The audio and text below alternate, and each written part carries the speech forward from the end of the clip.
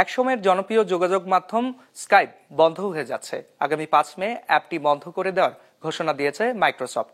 এর কারণ হিসেবে কোম্পানির যোগাযোগ সেবা সহজ করা ও নিজস্ব প্ল্যাটফর্ম টিমসের উপর বেশি মনোযোগ দেওয়ার কথা জানিয়েছে তারা। তবে স্কাইপ ব্যবহারকারীরা আগের ইউজার নেম ও পাসওয়ার্ড দিয়েই টিমসে লগ ইন করতে পারবেন। ডেস্ক রিপোর্টে বিস্তারিত। 250-টিরও বেশি ডিজাইন অপশন নিয়ে ওয়ালটন স্মার্ট ফ্রিজ, বোঝে আপনার প্রয়োজন।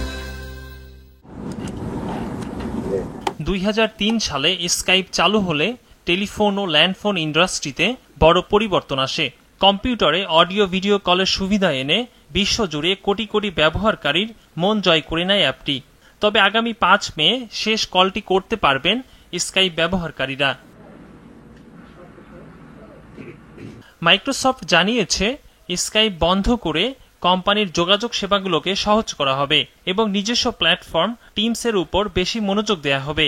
বছরের পর বছর মাইক্রোসফট স্কাইপকে তাদের অন্যান্য সফটওয়্যারের সঙ্গে একীভূত করতে ব্যর্থ হওয়াকে অন্যতম কারণ হিসেবে দেখছে প্রযুক্তি বিশেষজ্ঞরা।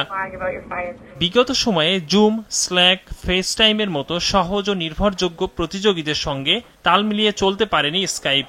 এর প্রযুক্তিও স্মার্টফোনের যুগের উপযোগী হতে পারেনি। বিশেষ করে করোনা মহামারীর সময় অনলাইন মিটিং ও ভিডিও কনফারেন্সের চাহিদা আকাশচুম্বী হয়।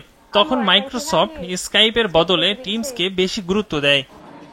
2011 সালে $8.5 বিলিয়ন স্কাইপ কিনে নেয় বিল গেটসের মাইক্রোসফট।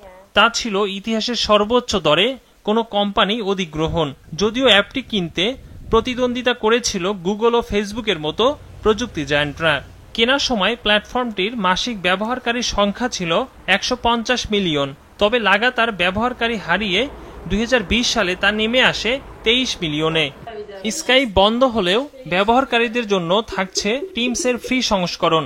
স্কাইপে থাকা আগের ইউজার নেম ও পাসওয়ার্ড দিয়েই তারা টিমসের ওই সংস্করণ ব্যবহার করতে পারবেন, যেখানে তাদের পুরনো চ্যাট ও কন্ট্রাক্ট স্বয়ংক্রিয়ভাবে স্থানান্তরিত হবে। স্কাইপের বর্তমান ব্যবহারকারীর সংখ্যা কত তা প্রকাশ করেনি মাইক্রোসফট। এই পরিবর্তনের ফলে কোনো কর্মী ছাঁটাই করা হবে না বলেও নিশ্চিত করেছে কোম্পানিটি। বর্তমানে টিমসের মাসিক ব্যবহারকারীর সংখ্যা 320 মিলিয়নের বেশি। ইকরামুল ইসলাম খান, বিজনেস রিপোর্ট, মাছরাঙ্গা টেলিভিশন।